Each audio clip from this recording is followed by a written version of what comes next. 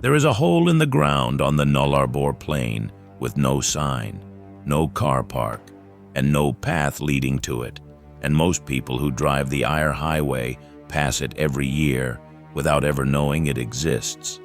Beneath that unmarked opening sits Cocklebiddy Cave, 6 kilometers of flooded passages, underground chambers the size of cathedrals, and evidence that people were living inside it tens of thousands of years ago, long before the desert sealed it shut.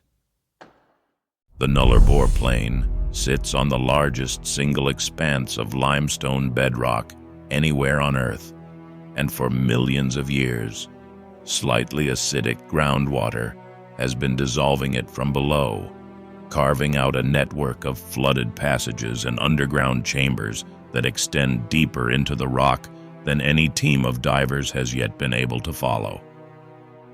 Cocklebiddy's entrance is not a door. It is a collapsed doline, a sinkhole formed when a cave roof gave way, exposing the system beneath. The entrance chamber alone stretches more than 300 meters from end to end. Then the floor drops into water, crystal clear water, still and cold, that descends into a flooded tunnel continuing for more than 6 kilometers underground. Divers who have been down there describe the sensation not as swimming, but as floating in open air, the visibility so sharp, so unbroken, that the torchlight reaches further than the eye expects, and the silence is absolute. The first team to enter did so in 1961. Members of the Western Australia Speleological Group pushed 200 meters in before their equipment stopped them.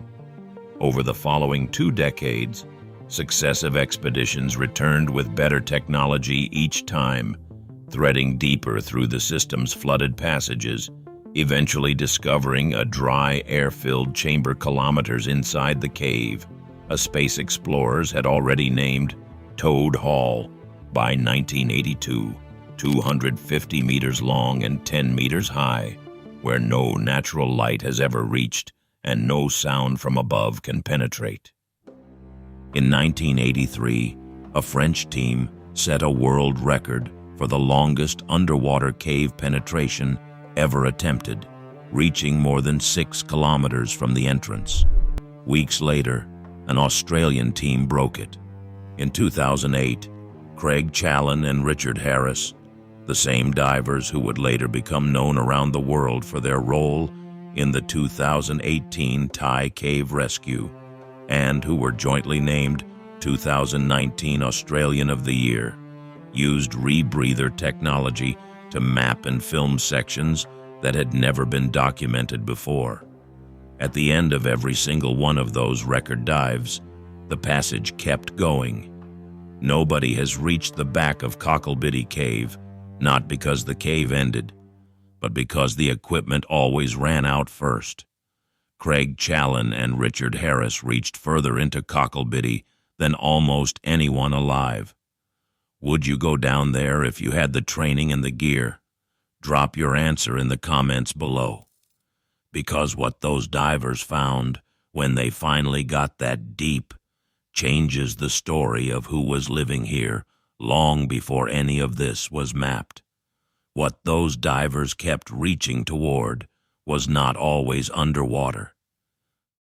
Before the groundwater rose, before the passages filled and the chambers went dark beneath the surface, the cave system under the Nullarbor was open country. During periods when global sea levels were significantly lower, these tunnels were dry, accessible. The limestone karst held freshwater sources and shelter from conditions above ground that were, by any measure, brutal. Open plain, relentless heat, almost no surface water for hundreds of kilometers in any direction. For people who knew where the entrances were, the caves beneath the Nullarbor were not a mystery. They were a resource. Archaeologists have found the evidence of that in dry sections of Nullarbor cave systems, Stone tools and animal bones deposited in chambers that people reached on foot, left there before rising groundwater sealed the passages behind them. The people who placed those objects in those chambers were not exploring. They were using underground country they already understood. What now requires a rebreather, years of technical training, and a world record dive to approach was, tens of thousands of years ago, simply part of the landscape. The Mirning people, traditional custodians of this country, hold a documented ceremonial connection to the subterranean water sources that made survival possible here.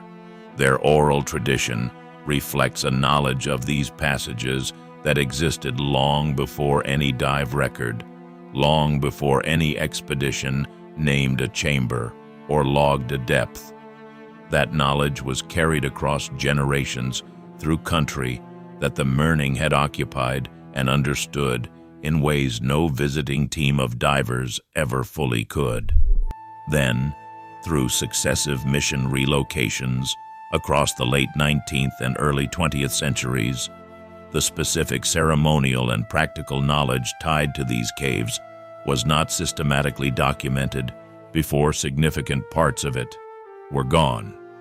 What remains is this. The Nullarbor Karst contains thousands of individual cave systems.